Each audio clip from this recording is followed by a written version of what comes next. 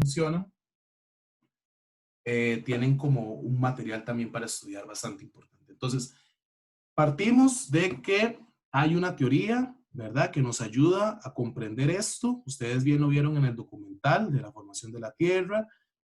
Además, también lo vamos a complementar con la teoría de la tectónica integral de placas y estamos comprendiendo entonces que a partir de los distintos movimientos y la dinámica que ocurre en el interior del planeta, se van a generar los suficientes como vectores energéticos que van a promover el movimiento de las placas tectónicas y que esos movimientos de las placas tectónicas, por ende, se van a traducir en choques o en separaciones o en movimientos, digamos, pasivos o laterales, que finalmente son como la base para la formación de las principales formas del relieve.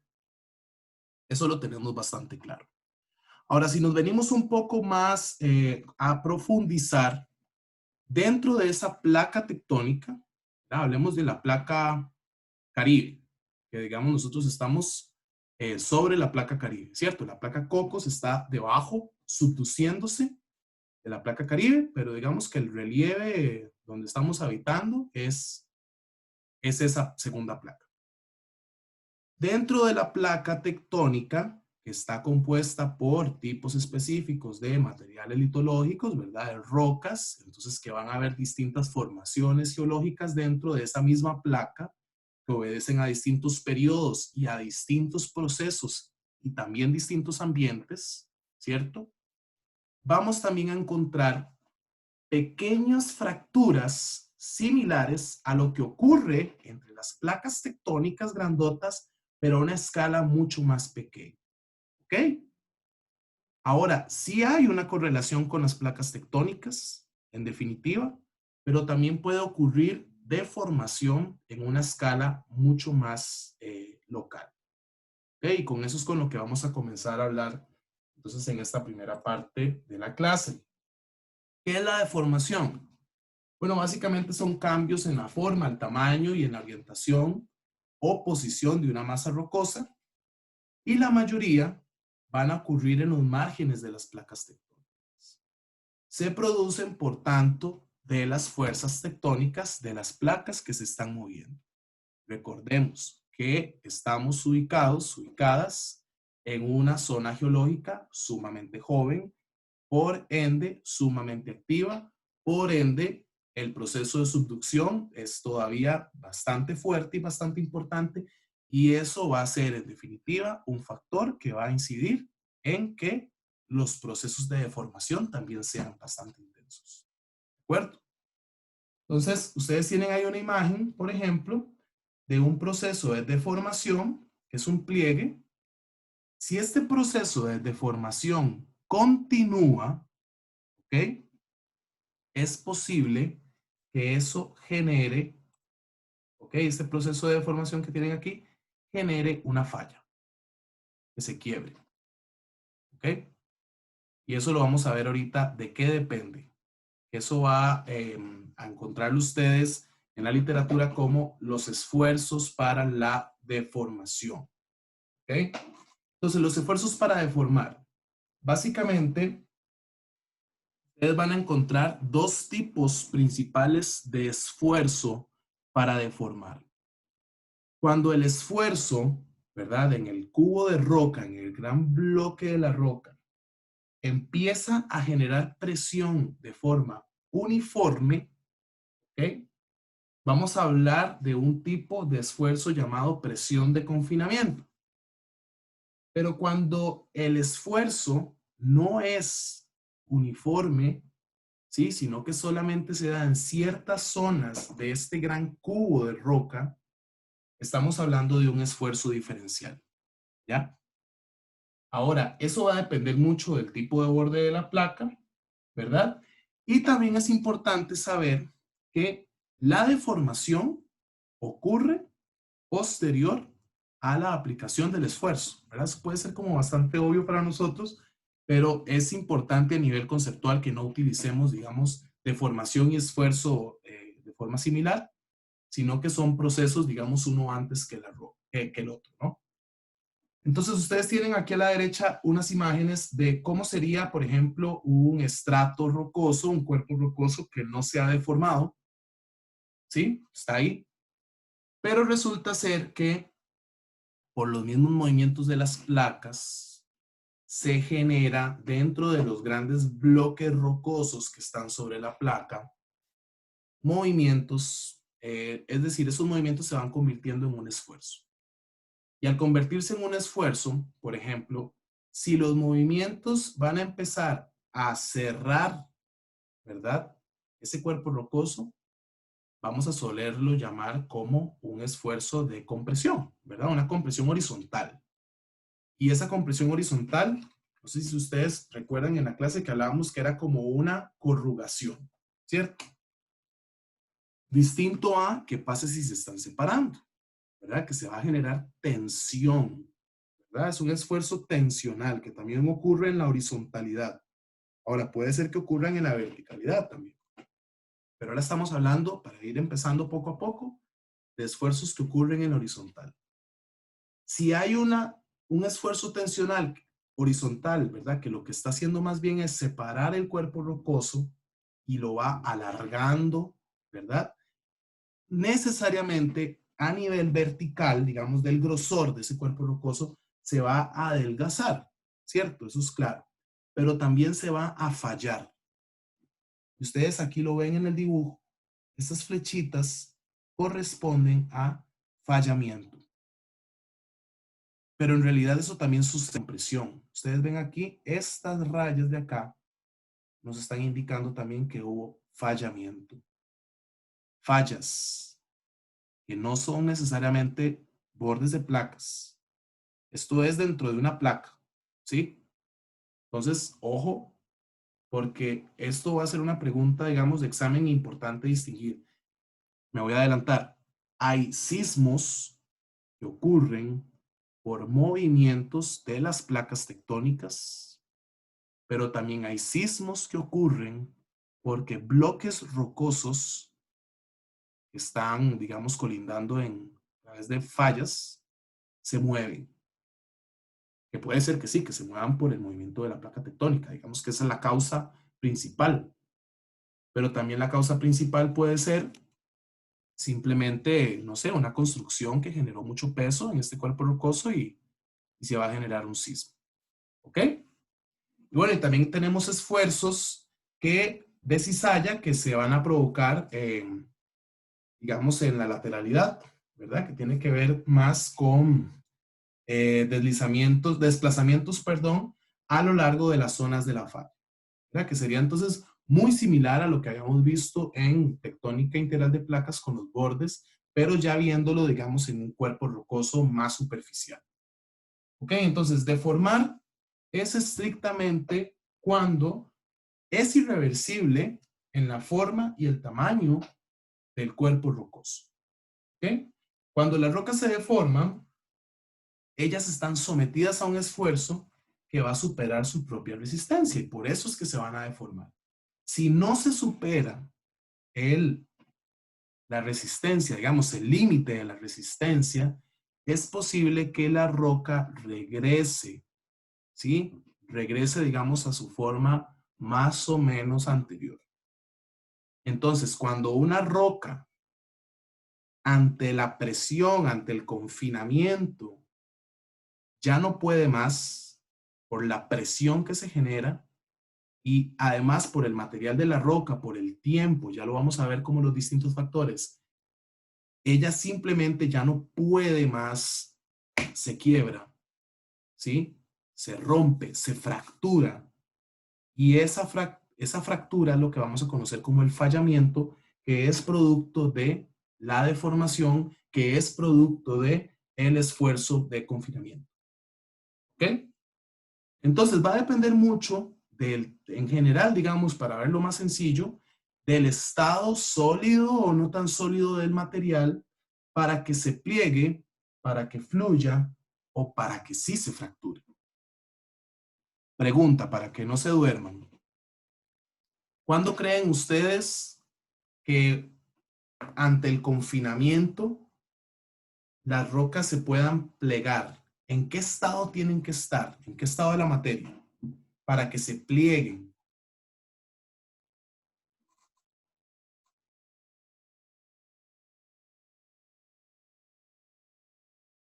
¿Qué dicen?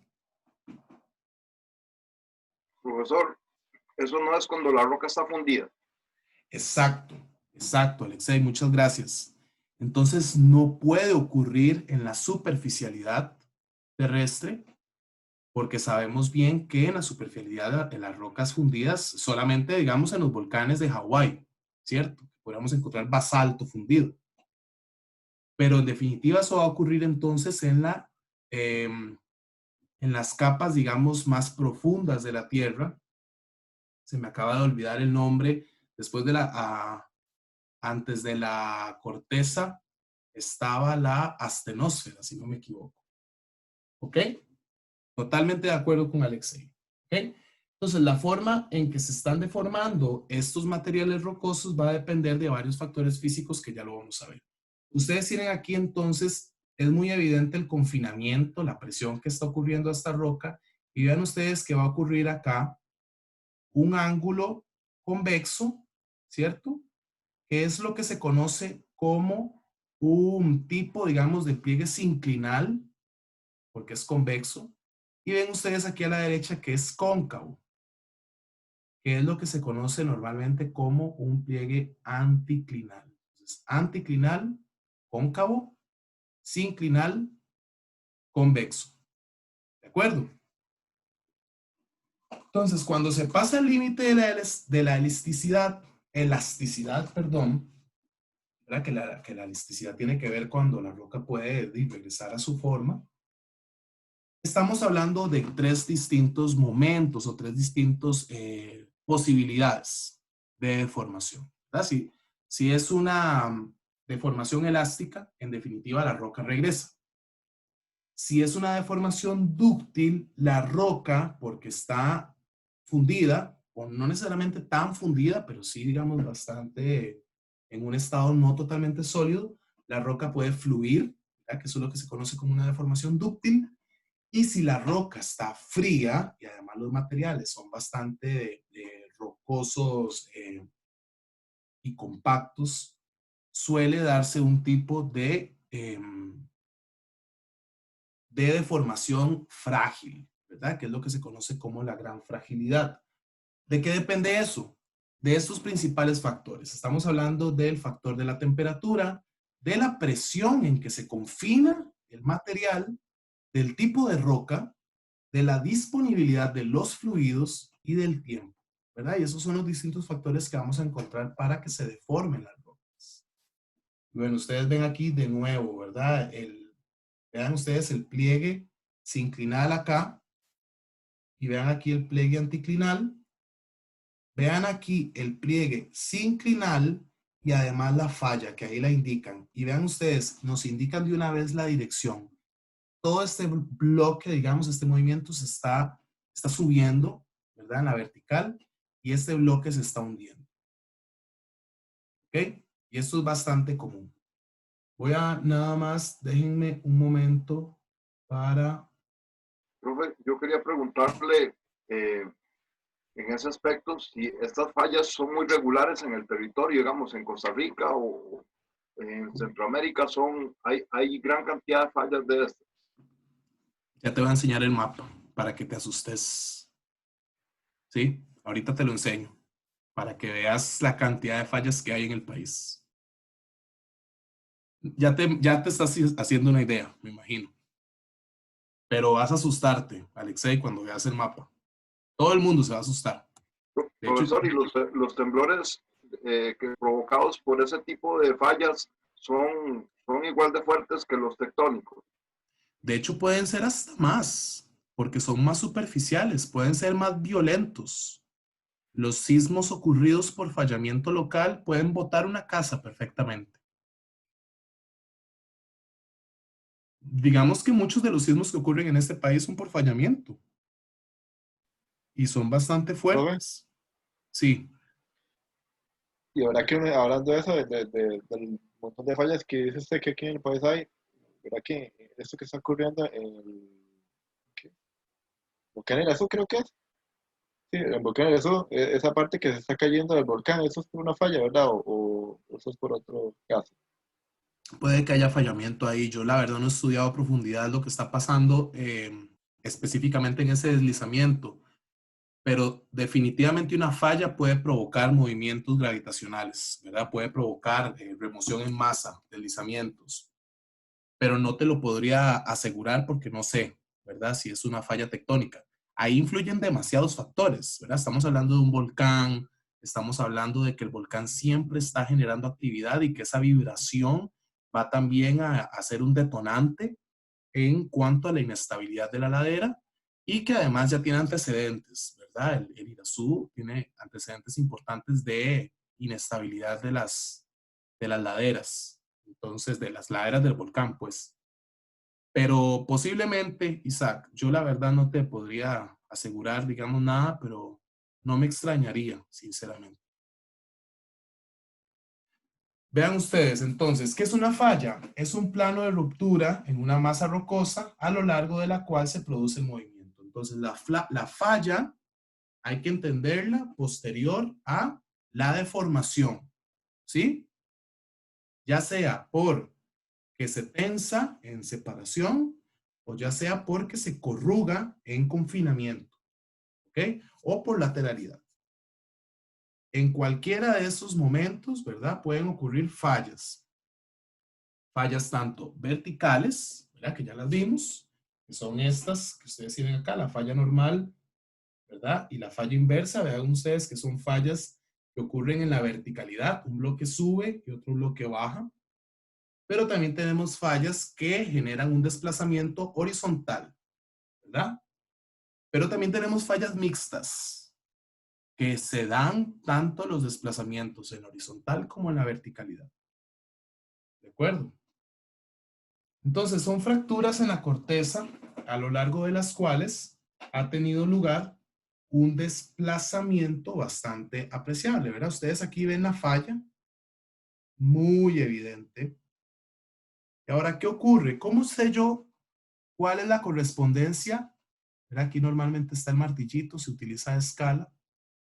¿Cuál es la correspondencia de los estratos? ¿Verdad? Se nota aquí que es una roca sedimentaria. ¿Por qué sé yo que esto es una roca sedimentaria?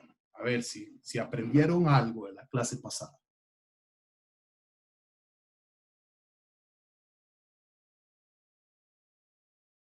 ¿Qué me permitió a mí identificar esa imagen como una roca sedimentaria?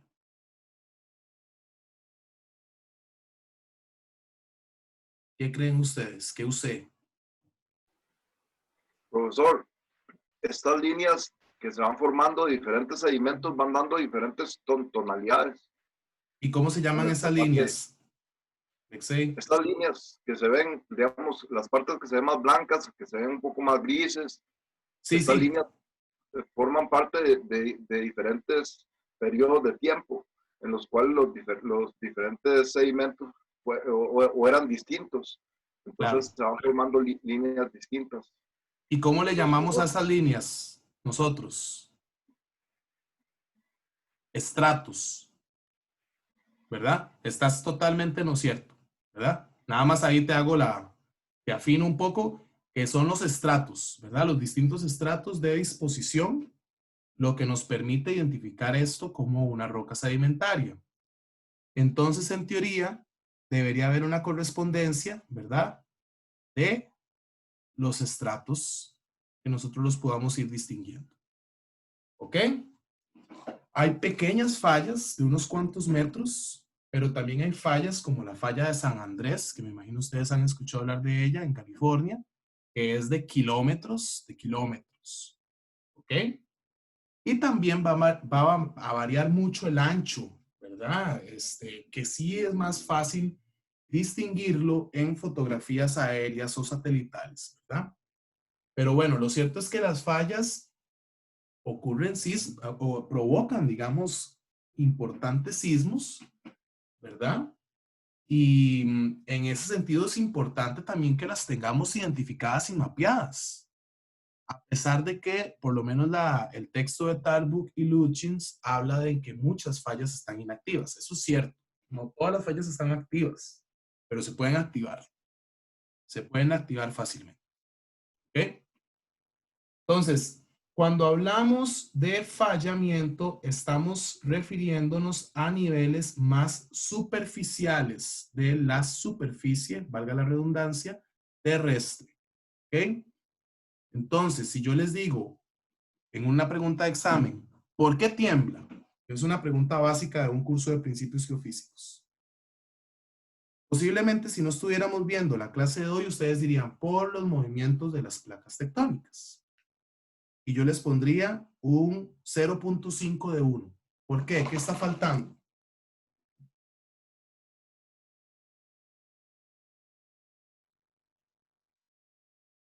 Es decir,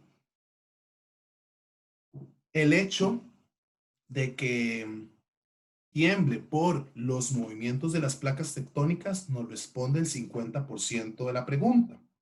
¿Pero qué está faltando? También, ¿por qué tiembla? Por las fallas, profe, por lo que Exacto, acabamos de ver, que ellas también exacto, producen cuando están activas. exacto. Entonces, no es cierto que solo tiembla porque se mueven las placas tectónicas. ¿Ok? También tiembla porque las fallas se pueden mover. Y Profesor, fallas, ese, sí, ese movimiento de las fallas se produce por el magma también interno y las altas presiones igual.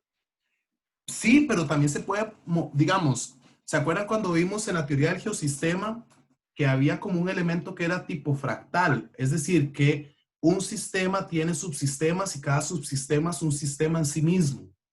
Si lo quisiéramos ver así, cada bloque rocoso es un sistema en sí mismo. Entonces, se puede dar por todo esto que estás diciendo vos, pero también se puede dar por cambios en la temperatura muy abruptos, que eso va a generar que la roca se expande y se contrae, y ¡frum! Ahí ya se genera una fractura. Por ejemplo, o otra opción, hicieron un corte de carretera por allá en la falla tectónica y usaron explosivos. ¡Fum! Se activó la falla tectónica. O bien simplemente el agua estaba generando, ¿verdad? Meteorización, que eso lo vamos a ver también aquí en el curso, y la meteorización en algún momento ya revienta el plano de la roca y ¡fum! Se da el fallamiento. Es decir, son muchos los factores que no solo dependen de Profe, tectónica. ¿Ok? Sí, profe, Profesor, profesor, entonces tiene algo de cierto lo que dicen que cuando hace mucho calor y después llueve, puede provocar tal vez ese tipo de movimiento. pues me Está, dejas ahí digamos, como un haciendo poco. una Sí, temperatura muy alta y después empieza a llover. sí, pero yo siento que es que, digamos, estas rocas están confinadas. Cuando hace mucho calor, el calor no llega al confinamiento, ¿verdad? No, no llega, digamos, a... Entonces, no sé, yo todavía no he leído ningún paper que diga, digamos, eso. Entonces todavía pues lo sigo metiendo, digamos, en la categoría de mito, de creencia. Que mi mamá lo dice, mi mamá siempre es como, uy, está haciendo mucho calor, va a temblar, y la señora pega, siempre, ¿verdad? Pero todavía, digamos, yo no he encontrado no lo puedo explicar científicamente, sinceramente. ¿Qué ibas a decir, Isaac? las fallas pueden ser igual de profundas que las fosas, por ejemplo. O qué, ¿cómo decirlo? ¿Qué profundidad pueden tener las fallas o eso es, o sea, totalmente incierto? O sea, pueden No, tener mira, aquí de lo X estamos viendo. kilómetros. ¿Ves que aquí lo estamos viendo? Ok. Digamos que de 5.000 metros para arriba es, Ok. digamos, esperable, pero no, son mucho más superficiales. 100 metros, 200 metros de profundidad, 500 metros es mucho, Por eso que son tan peligrosas, ¿verdad, profe? Por porque sus, por ser tan superficiales. exacto. Pero si hay fallas profundas, como la falla de San Andrés, ¿ok? En California. Esa sí es una falla bastante profunda. Ok. Y así como Entonces, la última pregunta, eh, eh, pueden llegar a ser volcánicas. ok, reformula la pregunta para ver si te agarro la idea. Si digamos por el espacio de esas fallas puede salir vapor Magma, y magma alguna vez, totalmente, sí formarse puede un pasar. volcán. Totalmente puede pasar. Es decir, ¿qué es lo que puede pasar? Que la falla esté cerca de un cráter volcánico y que el volcán utilice la zona de fractura para generar actividad volcánica secundaria. ¿Cuál es un ejemplo? Rincón de la Vieja. ¿Cierto? Que a través de mucho fallamiento el volcán saca también actividad. ¿Ok? Gracias. Muchas gracias. Muy buenas preguntas. Ok, entonces tenemos dos Eso no tipos de fue todo. fallas. Ajá, ajá. Dale, dale, Alexei. Ah, no, no, muchas gracias por la respuesta. Ok, listo, con gusto. Ok, tenemos entonces fallas normales y tenemos fallas inversas. ¿Ok? ¿Cuál es la diferencia? La falla normal se da en la cual la roca situada por encima del plano de falla se ha movido hacia abajo en relación con la roca situada por debajo. Ahorita lo vamos a explicar mejor. En cambio, cuando la falla en la cual el material situado está encima del plano de falla y asciende en relación con el material situado por debajo, se habla de una falla inversa. Y vamos a verlo acá en los dibujos. Entonces, este material, ¿sí? Lo están viendo acá, ¿verdad? Donde estoy señalándolo. Vean ustedes que aquí se generó una falla, ¿cierto? Se rompió aquí el bloque rocoso. Este angulito, ¿verdad? Este ángulo es lo que se llama ángulo de buzamiento, ¿verdad? Con B y con Z, ángulo de buzamiento. Entonces, aquí, todo esto que vemos acá, estoy señalando acá, se conoce como un espejo de falla, ¿verdad? Porque es lo que la falla nos dejó a donde ella bajó. Este bloque bajó, ¿ok? Y a donde bajó, la roca se limó, ¿verdad? Y quedó, digamos, con una textura bastante vítrea, bastante, digamos, pulida. Y eso es lo que se conoce como un fallamiento normal. Puede pasar que más bien por compresión, la roca ascienda en lugar de bajar, que es lo normal. Este tipo de proceso es lo que se conoce como una falla inversa. Y ahora, el plano de la falla, que es lo que nosotros podemos observar, ¿ok? Normalmente va a estar acompañado de un proceso de deslizamiento, ¿verdad? Aquí, porque esto va a quedar completamente desprendido. Y otra nota importante, muchas veces los ríos utilizan los planos de las fallas para poder fluir. Entonces, es muy normal, por ejemplo, en Sarapiquí, que ustedes vean que el río va a la par de un gran paredón, y que es un paredón que es como recto. ¿Por qué es recto? Porque es una falla, ¿sí? Tectónica. ¿Ok? Eso es importante que lo tengan claro. Entonces, la falla normal, el bloque de techo se desplaza hacia abajo en relación con el bloque de muro.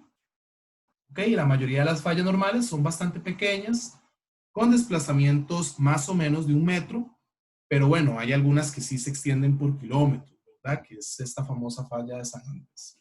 Entonces, véanla ustedes acá, ¿verdad? Tenemos el bloque rocoso antes de ser afallado. Aquí entonces ya empezamos a iniciar el proceso de fallamiento. Va a haber entonces un bloque que va a descender, que es lo que se conoce como el techo, y el muro, que es el que queda ahí. Vean ustedes qué interesante, como este tipo de falla se dio por tensión, porque se separaron, ¿verdad? Se dio también un movimiento orogénico aquí que le acompañó bastante interesante. Ahora, otra cosa. Cuando se da un fallamiento normal por tensión, por separación, Esos son los tipos de formas que se van a generar. Las dos principales son el horst, que es la parte cóncava, y el graben, que es la parte convexa. ¿Okay? Vean ustedes este graben. Parece un valle. Es exactamente igual que un valle. Muchos fondos de valle en realidad son gravens que ocurren en un fallamiento normal. ¿De acuerdo? Incluso, como dato importante, el famoso Valle Central en realidad es una depresión morfotectónica, no es un valle, es una depresión morfotectónica que ocurre sobre un graben. ¿Ok? Ojo, qué importante. ¿De acuerdo? Entonces tenemos las fallas inversas que van a ser más bien por la compresión, ¿verdad? Donde un bloque va a ascender, asciende más bien entonces el techo va a darse, digamos, en el margen, si estuviéramos viendo, digamos, la falla de perfil, sería como el margen izquierdo, por decirlo así, ¿verdad? Donde el material se va a situar encima del plano de la falla. Básicamente esa va a ser la definición de la falla inversa. Es decir, el bloque de techo se mueve hacia arriba con respecto al bloque del muro. ¿Ok? Y bueno, y vamos a tener las fallas con desplazamiento horizontal, que también se conocen como los desgarres, ¿verdad? Que van a ser en realidad fallas de desplazamiento horizontal que van a tener una traza que es bastante visible, ¿verdad? O sea, nosotros la podemos observar. Vean aquí, por ejemplo, este es un desplazamiento horizontal, un desgarre. Y vean ustedes aquí el nuevo cauce del río. Pero también podemos identificar, por ejemplo, zonas viejas por donde pasó el río antes de que se diera ese fallamiento. Van quedando evidencias en el relieve de qué fue lo que ocurrió. ¿De acuerdo? Y esto ya para terminar esta parte de fallas, lo que preguntaba Alexei. Ese mapa que ustedes tienen a su derecha es el mapa de fallas tectónicas de Costa Rica.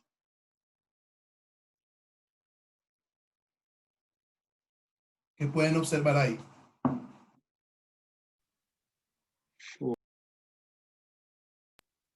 Y ¿Qué que, pueden decir?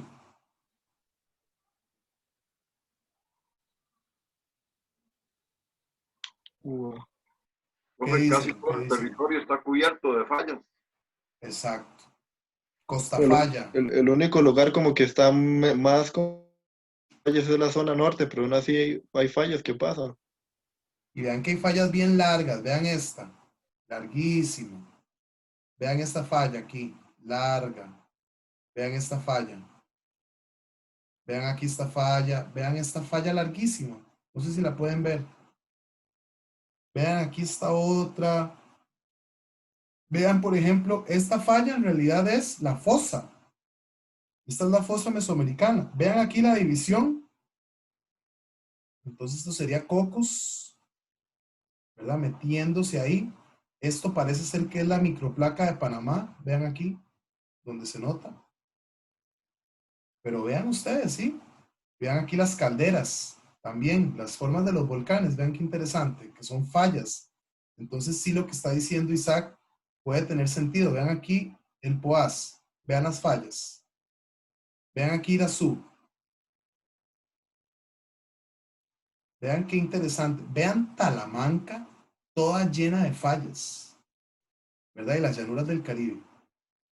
Vean la península de Nicoya, toda afallada. Sí, y ni qué decir del área central, ¿verdad? Bueno, todo el país está fallado. Ahora, no todas están activas. Recuerden, ustedes pueden ingresar a la página del IGN, del RSN, de la Red Sismológica Nacional, y ahí tienen ustedes el mapa de las fallas que están actualmente activas. ¿Ok? Que también son muchas, ¿verdad? No se ilusionen mucho. Entonces, para ir amarrando elementos del curso, vemos este mapa de que hay muchas fallas tectónicas, que muchas no están activas, pero se pueden activar. ¿Qué podemos hacer como profesionales, por ejemplo, en la gestión integral del recurso hídrico? ¿Qué es importante saber acá? ¿Qué creen ustedes? ¿Qué piensan? No hay respuestas correctas, ¿sí? Solamente comentarios. Díganme ustedes. Por cierto, solo están Alexei y Isaac participando y hay un montón de personas más ahí escuchando la clase.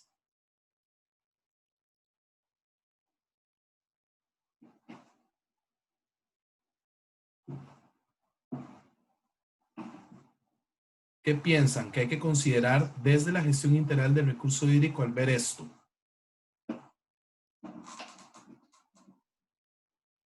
O nada, no hay que considerar nada. No pasa nada. Todo bien. Lo de los cauces de los ríos, tal vez. Eso es muy importante, toda la razón. Los cauces de los ríos. Y además, lo vulnerables y expuestos que estamos a sismos. Y si estamos expuestos a sismos, estamos expuestos a posibles emergencias. Y en una emergencia, ¿qué es lo primero que hay que garantizarle a la gente? El agua, profe. Agua potable. ¿Sí? Sí. Entonces, vean ustedes, ya que ustedes empiezan a notar que ustedes están estudiando una carrera que no es solo gestión integral del recurso hídrico así, en lo abstracto, sino que ustedes deben tomar en cuenta todas estas cosas. ¿Ok? Todo esto es parte de la formación de ustedes. Ustedes deben saber esto y deben tomarlo en cuenta y ojalá que donde sea que ustedes estén trabajando, la gestión del riesgo sea un componente que está ahí. ¿Sí? Que digan, bueno, nosotros estamos expuestos a un montón de amenazas naturales y en definitiva el agua potable hay que garantizarla. ¿Qué pasa si no garantizamos agua potable? Ya no es solo un desastre por un sismo, ahora es un desastre sanitario. Enfermedades, no sé, diarreas, etcétera, etcétera. ¿De acuerdo? Ok. Ahora sigue la parte de vulcanismo, ¿ok? Entonces esto fue fallas, ¿verdad? Esto era importante que lo viéramos. Vamos a ver vulcanismo, pero para no entrarle así de golpe, vamos a hacer una pausita, son las 5:50 y retomamos a las 6 en punto, ¿de acuerdo?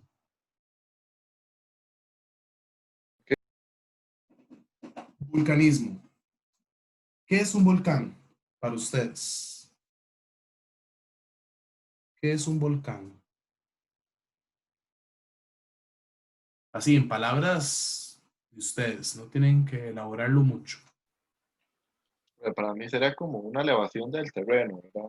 Sería como una elevación que es producida por los movimientos capas más como internas de la Tierra debido a esas presiones o esas eh, altas temperaturas producen movimiento, ¿verdad? De las placas que de cierta forma como que ese movimiento produce como un levantamiento en algún lugar de la corteza de la Tierra y salen como esos grandes, ¿cómo decirlo? Como torres, digámoslo así, que son como Ok. una especie de salida, digámoslo así, como una especie de fumarola, digámoslo así, Como un output del sistema. algo así. Ok.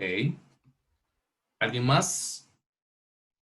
Bueno, con respecto a eso último que dijo Isaac y que mencionó usted también, profe, yo siento que es justo eso, como una manera de liberar energía, digamos, que tiene el planeta de liberar toda esa energía que tiene acumulada. Perfecto. Excelente. Gracias, Noilin. ¿Quién más? Profesor, según he entendido, usted nos ha explicado, en Costa Rica el vulcanismo es de origen de subducción, porque la placa oceánica se está metiendo debajo de la placa continental, entonces la fricción que existe y la cantidad de agua que penetra genera unas grandes presiones de gas y de material incandescente que forma el levantamiento de un montón de, de, de territorios. Digamos, en Costa Rica todas las cordilleras están formadas por pequeños volcanes que no están activos, que no han estallado, pero que son volcanes. Por ejemplo, el que está aquí en San Ramón Dicen que fue que le hicieron una oración y que por eso el cerro de San Ramón nunca estalló, pero también todas las montañas son de formación volcánica. Entonces, y hay varios volcanes activos, creo que son como 7, ¿verdad? Pero, Pues sí, sí. pero estos volcanes sí han hecho bastante impacto sobre la población en determinados tiempos. Por ejemplo, el Arenal, que estalló y toda la población la vulcanizó, la dejó, y tuvieron que hacer ahí el territorio y todo porque fue tremendo. Entonces, es un riesgo muy grande que viven no solo los costarricenses, sino como todos los centroamericanos. Ahorita en Ecuador lo que pasó con el volcán, que montó un montón de ceniza y llegó a varios kilómetros de lejanía. Lo mismo sucede acá. Gracias, Alexei. ¿Alguien más?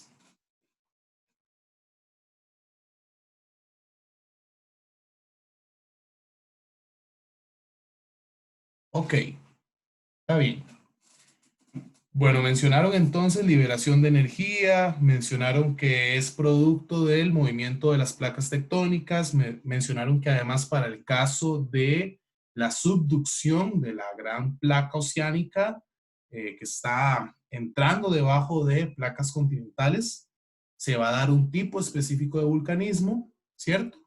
Y que además es un vulcanismo, digamos, bastante activo e incluso puede llegar a ser bastante violento. Muy bien, entonces vamos a responder un poco estas preguntas. ¿Por qué hay volcanes tranquilos y otros violentos? En realidad eso va a depender muchísimo de la composición química del magma, ¿ok? Pero también de la temperatura y de la cantidad de gases disueltos que se encuentren en la cámara magmática, ¿de acuerdo? Ahora, hay un asunto que tiene que ver con la movilidad y con la viscosidad del magma, donde a mayor viscosidad va a ser más difícil que el magma fluya. Entonces, los magmas que fluyen más, ¿verdad? Que son como más líquidos, van a ser los magmas menos viscosos. Los magmas que van a ser más difíciles de fluir van a ser los magmas más viscosos, ¿de acuerdo? Entonces hay una palabra importante que por favor anoten, viscosidad, que la vamos a utilizar. Este es el famoso volcán Popocatépetl o Goyito, ¿verdad? Un volcán bastante importante en México. 5.426 metros sobre el nivel del mar, ¿verdad? Es un volcán que siempre ha estado activo, siempre está ahí haciendo actividad. Entonces, hay un asunto. Cuando el magma, obviamente va a depender muchísimo de la composición química, como lo estábamos hablando, pero cuando el magma está en temperaturas muy elevadas, se vuelve menos viscoso. Y al volverse menos viscoso, se vuelve muchísimo más rápido, muchísimo más fluido. ¿De acuerdo? Que sería este magma que tenemos aquí a la izquierda. Conforme el magma se enfría, se va volviendo más viscoso. Conforme se va volviendo más viscoso, se le hace más difícil fluir. Se va volviendo más resistente. ¿Ok? Yo no sé si ustedes se acuerdan de estos chocolates, los chocolitos, ¿verdad? Pero a mí se me parece mucho como un chocolito esta imagen. Ahora, ¿qué es lo que sigue? Después de esa dificultad, ¿sí? Esa gran viscosidad que va teniendo el magma, ¿qué sigue? Se enfría y finalmente se litifica, es decir, se convierte en una roca. En estos casos, ¿verdad? Estamos hablando como, vamos desde lo más sencillo hasta lo más complejo. Todavía no hemos entrado, digamos, a lo complicado. Por ahora vayan aprendiendo estas cositas más fáciles, ¿ok? Entonces, hay un elemento químico muy importante que tiene el magma que se llama sílice, ¿ok? Hay otro elemento muy importante que tiene el magma que se llama basalto. Basalto y sílice. ¿De acuerdo? Ojo.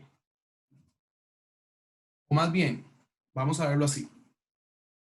Entre más sílice tenga un magma, este va a ser muchísimo más viscoso.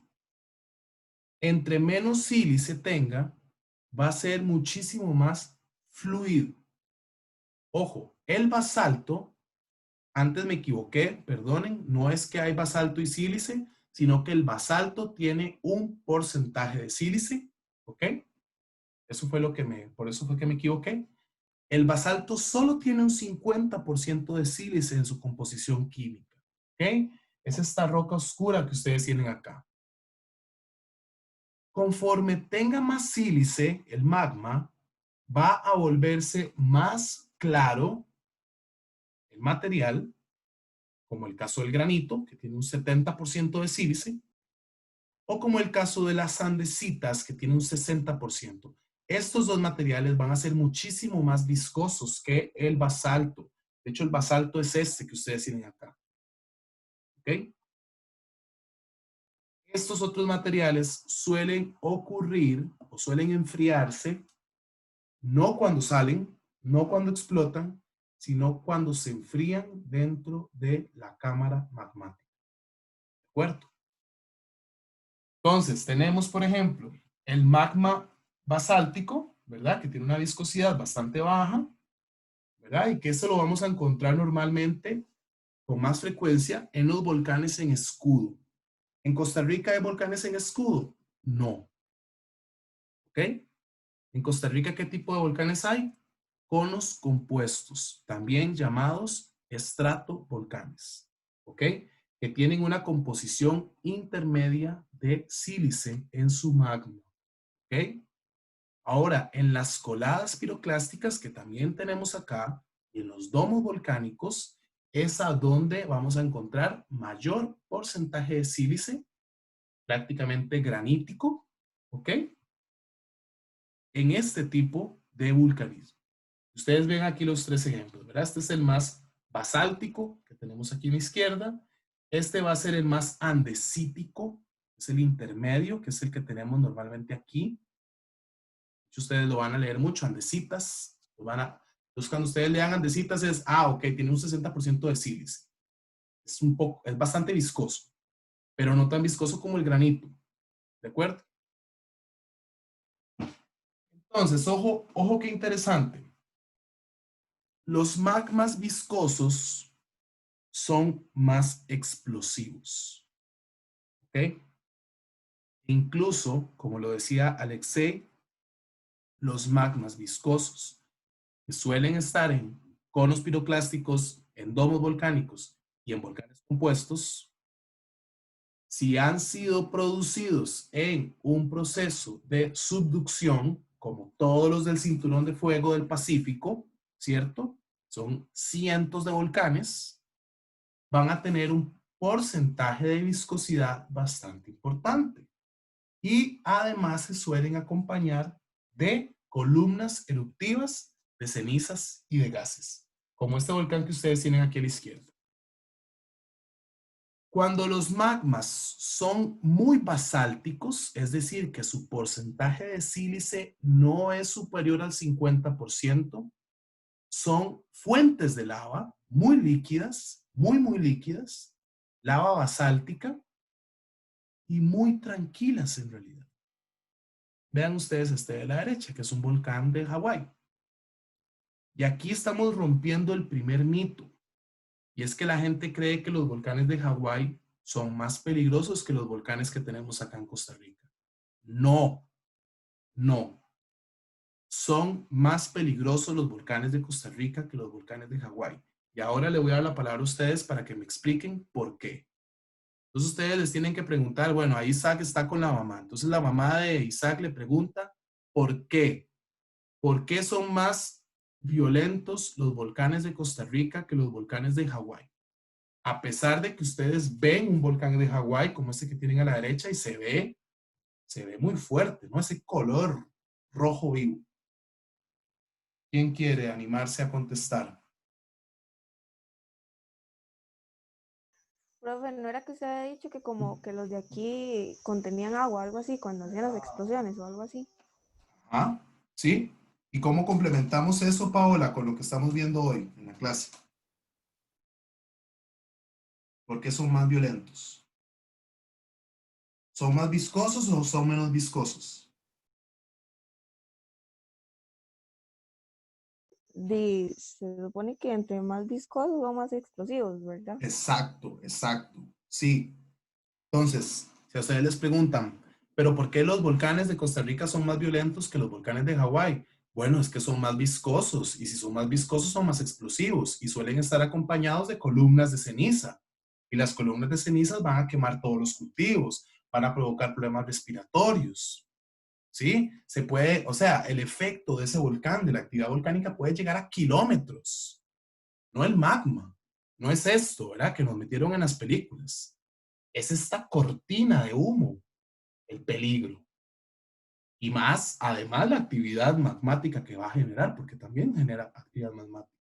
Pero vean este no genera cortina, no genera columnas eruptivas. Es muchísimo más fácil incluso de, digamos, uno podría estar aquí sentado y sabe que esto es lo que va a pasar. ¿Verdad? Uno lo puede como más o menos controlar. Aquí no. ¿Verdad? Ustedes han visto las erupciones del volcán, del Poás en los videos. Eso de repente nada más es sumamente explosivo y rápido. ¿Ok? Bien. Profesor, Sí. yo siempre he tenido dos ideas diferentes de los dos tipos de volcanes. Porque, por ejemplo, yo sé que un volcán que estalla, de estos que tenemos acá en Costa Rica, cuando hacen el estallido es tan fuerte, tan grande la explosión y la cantidad de gases, que he visto inclusive que los mismos animales, cuando están pastando, quedan parados en la posición como si estuvieran vivos, totalmente tostados así. Y, Usted. Uh-huh. en estos volcanes de Hawái, más bien la lava sale y empieza a correr y a hacer flujos de lava que a veces cortan los caminos. Entonces ahí, cuando digamos una carretera que va de una ciudad a otra y en esta está viendo flujos de lava, y entonces el camino, la pista, la carretera, queda cortada, el flujo que está viendo. Tienen que hacer desalojos por medio de helicópteros y todo porque es bastante tremendo. Pero cuando sucede como sucedió hace poco en un volcán de Honduras, creo que es ¿cómo es que se llama este volcán? No es el de Bueno, fuego en uno de los Guatemala. en Guatemala, sí es cierto.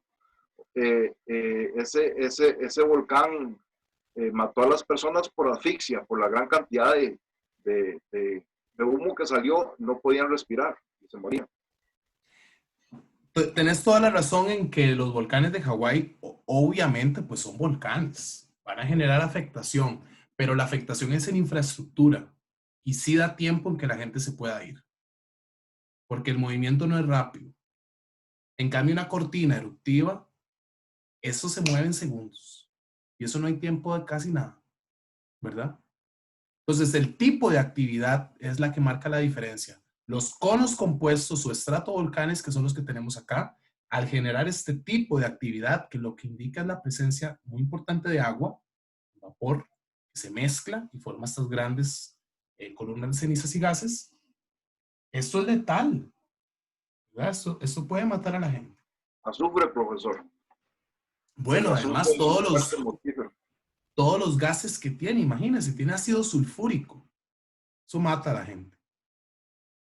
Vamos a ver entonces algunos tipos de volcanes o de materiales, ¿sí? Y de actividad de los volcanes, ¿ok?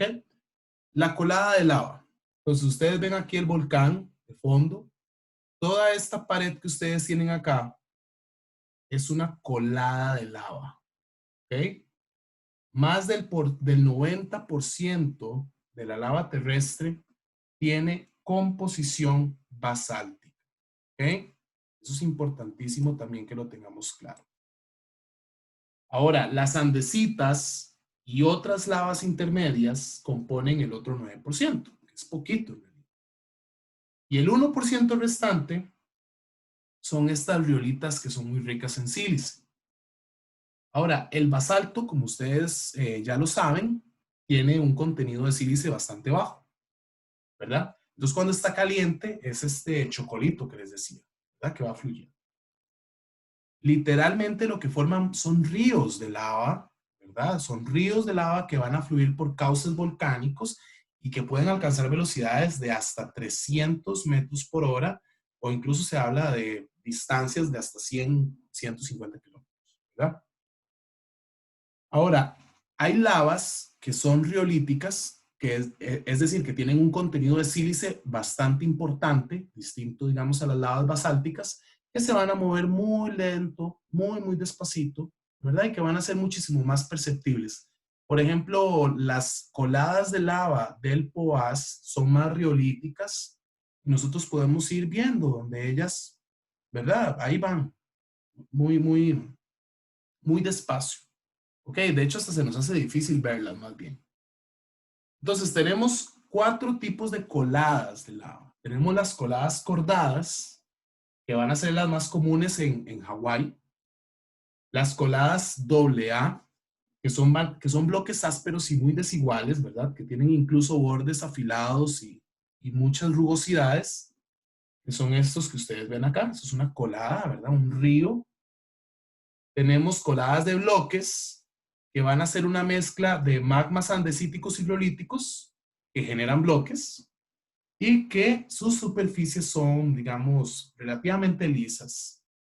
Y tenemos las coladas en almohadilla, que ¿dónde se generan? En las dorsales oceánicas, y que básicamente es basalto que está fundido y que por el agua, por la gravedad y la presión del agua, forman almohadillas. ¿Ok? De estas 4 coladas, hay 2 que podemos encontrar en los conos compuestos o los estratovolcanes, que son los que tenemos acá en el país. ¿Cuáles son?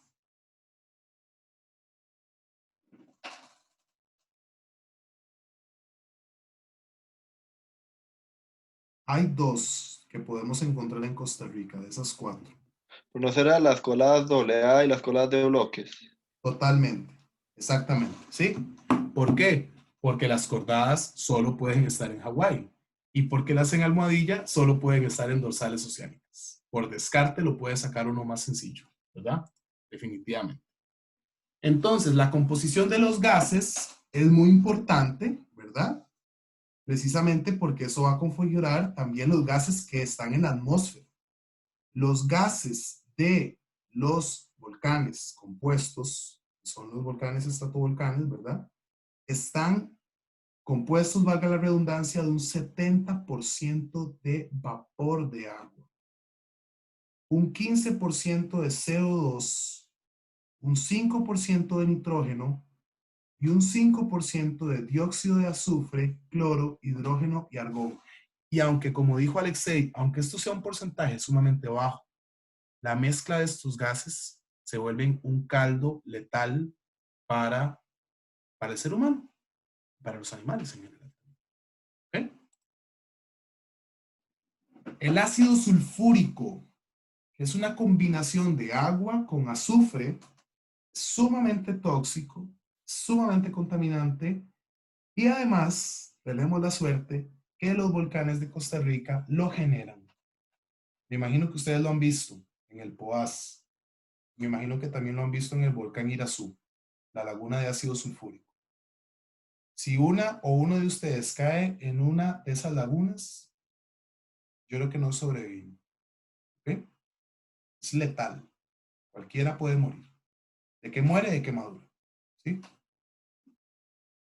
Ahora, ustedes han escuchado hablar de un concepto, me imagino que es los piroclastos, los materiales piroclásticos, ¿verdad? Piro, que significa fuego, y clasto, que significa fragmento. ¿Ok? Ahora, cuando hablamos de piroclasto, en realidad estamos refiriéndonos a bloques de rocas que salen volando del cráter de un volcán. Cuando un volcán está haciendo erupción, sale magma, ¿verdad? Fluido, que puede ser este magma más basáltico, ¿verdad? salen las cortinas de vapor con ceniza, con ácido sulfúrico y con nitrógeno y argón y todo. Y además salen rocas volando. Vean ustedes todo lo que sale. Estas últimas, las rocas que salen volando, se llaman piroclastos. ¿Ok? Ahora, cuando salen volando, ellas también van formando el cono del volcán. ¿Ok? Ahora, pueden salir volando más lejos del cono del volcán. Y el tamaño de un piroclasto en realidad va a variar desde un polvito muy fino, ¿sí? Que nosotros los vamos a llamar ceniza, ¿cierto? Un bloque que puede llegar a medir incluso 50 milímetros, que lo conocemos como la pili, ¿ok? Entonces grábense ese nombre, la pili, un tipo de piroclasto pequeño, o pueden llegar a ser de, no sé, 1 metro, 30 centímetros, hasta 1 tonelada. Y eso los vamos a conocer como bombas. Entonces, ¿cuáles son los 3 tipos de piroclasto? Ceniza, que son menores a 2 milímetros. La pili, que son menores a 5 milímetros, pero mayores a 2. Bomba, mayor a 50 milímetros y pueden llegar incluso a pesar toneladas. ¿Ok? Estamos, bueno, ahí tienen las imágenes ustedes para que se ayuden también. Entonces, cuando una bomba, ¿verdad? Es un piroclasto, digamos, cuando un piroclasto sale volando y su material es bastante, sí, basáltico, es decir, que tiene un porcentaje no tan alto de sílice, normalmente le llamamos escoria. ¿Ok? Ahora, estas grandes vesículas que ustedes ven en la escoria, las ven aquí, son producto de la evaporación.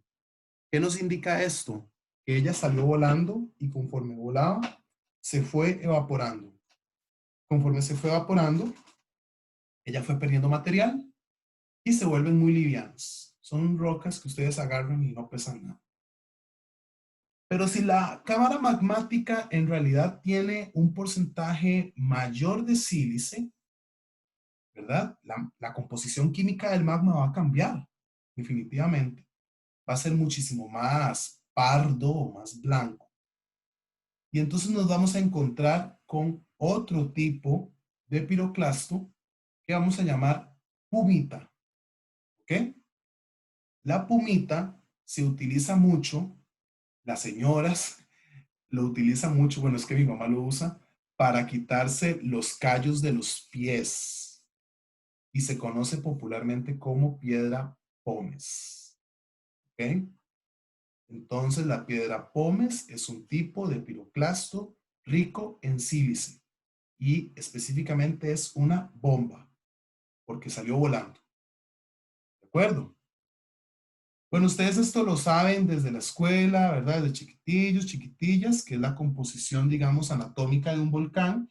Es importante entonces que entendamos que un estratovolcán o un volcán compuesto, que son los que tenemos acá en Costa Rica, tienen una cámara magmática. Como decían ustedes, puede haber una actividad secundaria, que era lo que decía Isaac, que es una venita, que puede salir a través de un fallamiento, que era lo que mencionaba Alexei.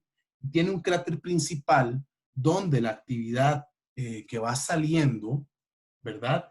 Dentro de esos materiales están los piroclastos, van a ir contribuyendo a la formación del cráter, ¿ok?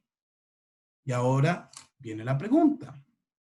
Vean ustedes el tamaño del volcán Irazú, vean ustedes el tamaño del volcán Poás y vean ustedes el tamaño del volcán Balbo.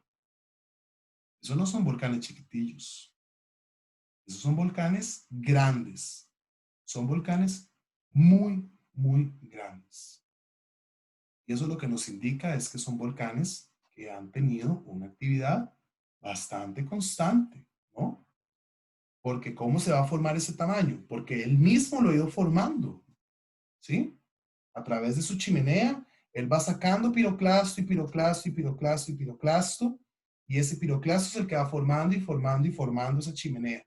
Y van saliendo coladas, coladas AA, coladas en bloque, y eso también va formando muchísimo más esa gran chimenea. ¿Ok? Y nos indica entonces, además, la dinámica de ese volcán. Entonces tenemos volcanes con pendientes muy suaves, con lavas de tipo hawaiano, con alto contenido en sílice, que van a ser lavas muy fluidas, pero también vamos a tener volcanes con pendientes bastante altas, moderadas, con lavas viscosas, con bajo a moderado contenido de sílice y con altos contenidos de gas. ¿Cuáles son los volcanes que tenemos en Costa Rica? Los número 2. ¿Sí? Y son todas estas características que ustedes tienen acá. ¿Ok? Entonces hay 5 tipos de volcanes en general. Tenemos los estratovolcanes, tenemos las calderas, tenemos los domos de lava, los conos de ceniza y los volcanes en escudo. Entonces ustedes tienen por acá un estratovolcán, ¿verdad? Que podría ser también alguno de los volcanes que tenemos aquí en Costa Rica. Tenemos las calderas. En Costa Rica también hay calderas. No sé si aquí hay gente palmareña. ¿Qué palmareños o palmareñas en este curso? Nadie es palmareño, palmareña. Bueno, Palmares está en una caldera. ¿Okay? Tenemos los domos volcánicos, los domos de lava, los conos de ceniza. Ahora vamos a ver un poco el volcán Paricutín, México, y los volcanes en escudo. ¿Verdad? Son como los 5 tipos principales de volcán que hay. Entonces el volcán en escudo en realidad es una acumulación de lava basáltica muy fluida, que es lo que ya estábamos mencionando, y van a adoptar la forma de una bóveda, ¿verdad? Como un domito. Ahora, es interesante porque la mayoría de estos volcanes han crecido a partir del suelo oceánico profundo. Los vamos a encontrar principalmente en Hawái, en Islandia y en la isla Galápagos. ¿Qué tienen en común estos 3 lugares? Hawái, Islandia y Galápagos en la tectónica integral de placas. En la clase de tectónica lo vimos al puro final. Puntos calientes. Son hotspots. Los 3 son hotspots. Entonces ya empezamos a encontrar una correlación. En los hotspots o puntos calientes se genera un tipo de volcanismo llamado volcán en escudo. ¿De acuerdo? Ustedes tienen ahí el volcán Mauna Loa de Hawái. Vean ustedes qué forma tan particular, ¿verdad? Es en serio como una gran bóveda que pueden ver ahí. Bueno, este es el volcán Kilauea. Me imagino que lo han escuchado porque es el volcán más estudiado del mundo. En realidad lo están estudiando desde 1823. Está justo a la par de del Mauna Loa. Bueno, el material se va acumulando muy cerca de la cima, ¿verdad? Antes de la erupción. Y él genera terremotitos pequeños que son los que avisan cuando él va a hacer erupción, ¿verdad? Y estos volcanes están aportando mucha cantidad de basalto y por ende siguen colaborando, digamos, en la expansión del fondo oceánico. ¿Okay? Vean ustedes un poco lo que mencionaba Alexei, ¿verdad? Cómo a través de un fallamiento, de una fisura, también se genera actividad volcánica. ¿Verdad? Eso también es en Hawái. Tenemos el cono de ceniza, ¿verdad? Que se construye con fragmentos de lava escoriácea, con escorias, que es un tipo de bomba. Ya saben ustedes, una bomba, digamos, basáltica, con tamaños que oscilan entre las cenizas y las bombas, y se forman principalmente por el lapili. Recuerden que el lapili es el que va de los 2 milímetros a los 50, ¿cierto? Es el tamaño como de una petipoa. La descarga no suele salir de la cima, sino que sale de chimeneas de tipo secundarias. Y bueno, ese es el famosísimo volcán Paricutín en México, que se formó, digamos, no sé en cuántos años, se formó muy rápido, hizo erupción, reventó todo, explotó todo y dejó la actividad. Es muy particular este tipo de conos de ceniza, son peligrosos en realidad. Así quedó el pueblo de Paricutín, no me acuerdo cómo se llama el pueblo en realidad, pero el volcán Paricutín, eso fue lo que hizo. O sea, se formó en el patio de la casa de un señor, Se formó rapidísimo, así, en cuestión de años. Hizo explosión, despedazó todo con bombas, ¿verdad? Y con lava, cenizas, digamos, ardientes. Y luego el volcán colapsa, se extingue. Es muy interesante el cono de ceniza. ¿Ok? Tenemos el cono compuesto, que son los volcanes de Costa Rica, que son estratovolcanes sumamente peligrosos, como ya lo habíamos hablado. La mayoría van a estar ubicados en el cinturón de fuego del Pacífico, es decir, desde las Islas Aleutianas hasta Filipinas y Japón, y acaban Nueva Zelanda. Bueno, tienen una estructura casi simétrica, ¿verdad? Que ustedes ya saben, está compuesta por depósitos de piroclasto. Y bueno, el material va a depender mucho, pero en general es un porcentaje de 50-60% de sílice.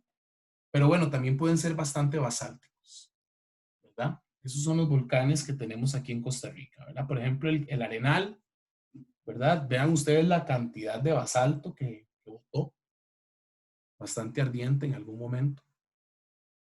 Ahora, el crecimiento es típico, digamos, que con el mismo piroclasto él se va formando y formando y formando y formando, y conforme la estructura ya va madurando, las lavas tienden a fluir de las fisuras, ¿verdad? Que se generan más bien en los flancos inferiores del cono. Bueno, esta actividad se puede alternar con erupciones explosivas, ¿verdad? Que expulsan material piroclástico, y las laderas suelen ser tan empinadas que van a ayudar, digamos, o más bien, las laderas son empinadas porque el material es tan anguloso, el material que expulsa el piroclasto, que él es el que va generando como un Tetris y va generando estas grandes paredes, ¿verdad? Tiene que ver entonces con la geometría del material. Y ustedes ya saben, ¿verdad? El cinturón de fuego del Pacífico. ¿A dónde lo tenemos acá, verdad? Esta es toda la gran placa pacífica subduciéndose, generando este tipo de vulcanismo tan... Profe, quería preguntarle una cosa sobre los líquidos también, digamos, porque yo he conocido que el volcán tiene sus cosas malas, pero entre las cosas muy buenas, muy bonitas que tiene, es que calientan agua, como las aguas termales naturales, mineralizadas, inclusive, que hay en Costa Rica para ir a vacacionar. Y después también, digamos, en lugares, en otro tipo de lugares como los que hay en Estados Unidos, hay geysers que calientan una temperatura de agua y después hacen que estalle un chorro de agua caliente hacia arriba cada cantidad de tiempo. Eso es por la mezcla del agua con material volcánico, ¿verdad? También. Sí, digamos, el caso del Yellowstone, ¿verdad? Es una gran caldera que colapsó. En realidad es un volcán sumamente peligroso que explotó, y toda esa actividad volcánica que quedó de residual es una actividad volcánica bastante bonita, como vos decís, que tiene que ver con la composición química del magma, ¿verdad? Y tiene que ver también con toda la estructura tectónica que hay en la zona que genera ese tipo de formas, ¿verdad? Como el Morning Glory o los grandes, como vos decís, los geysers, ¿no?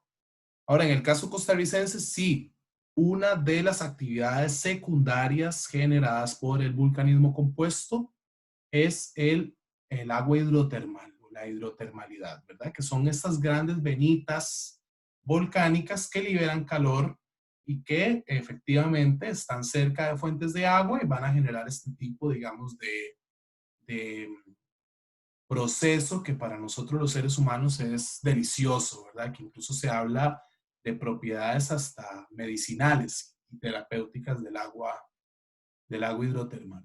Eso sin duda alguna, ¿no? También podemos hablar de los beneficios, por ejemplo, de las cenizas volcánicas que a la larga van a generar en los suelos en cuanto a fertilidad, ¿no? O sea, es decir, los suelos volcánicos son los más ricos para producción agrícola, que bien lo vemos en las faldas del volcán Irazú. Y también podríamos estar hablando de los beneficios que nos generan los volcanes en cuanto a actividad geotérmica. Eso, sin duda alguna, son elementos también muy importantes. Ahora, como este es un curso de principios geofísicos, me toca más bien hablar sobre la cuestión como más estructural, anatómica y básica de los volcanes. diferentes, pero todo eso que estás mencionando vos definitivamente es parte, ¿verdad? De cuando hablamos de vulcanismo, elementos que hay que considerar. Y bueno, las nubes ardientes, que es a lo que le tenemos más miedo, ¿verdad? Pueden ser de las actividades más devastadoras de un volcán.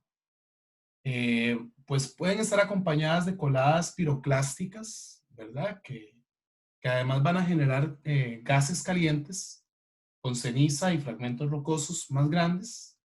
Y bueno, pueden llegar a tener velocidades de hasta 200 kilómetros por hora. ¿Verdad? Puede ser incluso que no dé tiempo de desalojar. Ahora, esta lámina me parece muy interesante, ¿verdad? Que es por qué los volcanes en Costa Rica son tan explosivos, que ya lo estábamos hablando, ¿verdad? Tiene que ver con la zona de subducción, ¿verdad? Zona donde las placas chocan, eso ustedes ya lo saben. Y el magma, entre más agua tenga, se vuelve más explosivo. ¿Ok? Los volcanes de Costa Rica en la cámara magmática tienen mucha agua. ¿Ok? Entonces, por eso es que son tan peligrosos. Ya vamos a ir terminando. Tenemos los lahares. ¿Qué es un lahar? Un lahar en realidad solamente se generan los conos compuestos en los estratovolcanes, ¿ok? Es una corriente de barro caliente. Es cuando una de las paredes del volcán colapsa y baja por alguna de las cuencas, digamos, o de los cauces, digamos, y fluviales, que también se llaman como cauces volcánicos, que van a seguir los valles de los ríos. Es decir, es como una gran avalancha que baja por un río, como una cabeza de agua, pero en lugar de agua, lo que va a bajar es barro caliente, barro volcánico, con troncos ardiendo, y esa cosa va a ir despedazándolo todo. ¿Sí? ¿Cuándo se generan principalmente? Cuando hay lluvias intensas. ¿Sí? Entonces hay una actividad ahí más climática que va a ser la que asienta, digamos, la que acrecienta los fenómenos de los lahares. Y bueno, es una especie de avalancha y que incluso puede aparecer cuando el volcán ni siquiera está haciendo erupción. Es decir, el volcán Irazú puede estar inactivo y se genera un lahar y despedaza todo. El volcán Irazú tuvo un lahar que lo despedazó todo. Y hay un grupo que va a presentar el trabajo final sobre eso, ¿verdad? Y nos va a estar contando un poco sobre lo que pasó. ¿Hay alguien aquí del grupo del lahar? ¿Alguien en la clase? Presente. Que van a hablar sobre el Irazú. Sí, profe. Ok, bueno, Tiffany, entonces ya ustedes saben, ¿verdad? Es importante que nos cuenten qué fue lo que sucedió en este lahar del río reventado en el volcán Irazú. Vean ustedes, este es el monte Santa Elena de los Estados Unidos antes y después de un lahar. Vean la laguna, no me acuerdo el nombre de esta laguna, ya se me olvidó.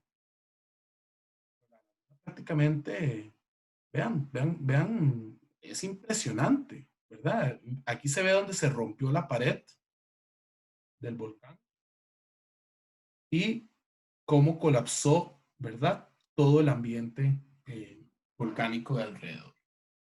Un lahar, una avalancha. Este es otro lahar del Nevado de Ruiz en Colombia. Vean ustedes aquí donde colapsó la pared y vean el lahar. Esto mató cientos de personas en Colombia. En realidad, vean ustedes lo que pasó, ¿verdad? Fue devastador, bastante impresionante, terrible, digamos, lo que puede hacer un lahar. Definitivamente esto es parte de lo que hay que considerar en la gestión del riesgo. Y bueno, para el caso costarricense, esto es ceniza del volcán Irazú en San José Centro. ¿Sí tienen aquí? Esta foto que es bastante fuerte, son niños muertos, producto de la actividad volcánica del Arenal, ¿ok? En el 68. Estos son, no sé si ustedes los notan, estos huecos aquí, estos son bombas que cayeron, ¿sí? En Pueblo Nuevo en el 68 por el volcán Arenal. O sea, el volcán Arenal tiró esas bombas. Vean aquí una casa para que tengan la escala, el tamaño de eso. Usted le cae a ustedes en la cabeza, eso nos mata. ¿Ok? Y esto fue la Ar del Irazú, ¿verdad? Vean ustedes el tamaño, el grosor de esa avalancha, como fue bajando. ¿Ok? Y ya para terminar, tenemos las calderas, que son depresiones de colapso, que tienen una forma más o menos circular. Y bueno, las de hundimiento de colapso tienen más o menos 1 kilómetro de diámetro, ¿verdad? Se generan por 3 motivos distintos.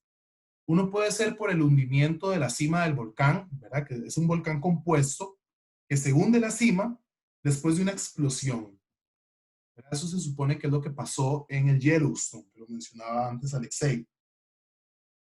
Otra puede ser por el hundimiento de la parte superior del volcán en escudo, provocado por un drenaje subterráneo, es decir, un colapso. ¿Ok? Y otra puede ser por el hundimiento de una gran área independiente de cualquier estructura volcánica que ya existía y que es provocado por la descarga de volúmenes importantes de pumita, pomes, que es muy rica en sílice, y de ceniza. Esto ustedes me imagino que la conocen. Si no lo conocen, se supone, si no hubiéramos estado en pandemia, que íbamos a hacer la gira acá, era estar a la Laguna de Ule. Eso es un mar con doble M, un mar con doble A, perdón, que es parte de una caldera de colapso, ¿verdad? Que genera este tipo de, vean ustedes, ahí se ven las paredes de la caldera, ¿verdad? Bastante evidentes que esto fue en algún momento un volcán. Aquí ustedes se pueden imaginar cómo es que se forman las calderas. Tienen el volcán, una actividad importante volcánica, colapsa la estructura, ¿verdad? Y luego se forma la famosísima caldera. Y con esto cerramos. Los domos de lava son lavas ricas en sílice, caracterizan los últimos estadios de actividad de un cono compuesto ya en estado maduro, y son conos principalmente andesíticos, como los que tenemos en el país, y se forman independientemente de los volcanes compuestos. Este es el volcán Oas, este es el domo de lava, y lo ven. Y esta foto es del año antepasado, ya el domo no estaba. Dicen que el domo otra vez se volvió a hacer. Yo no he ido para verlo y no he visto fotos, pero este es el domo de lava. Y bueno, esta es la laguna con ácido sulfúrico, ¿verdad? Esto ya lo que hablamos de que si alguien se cae aquí, colapsa y muere.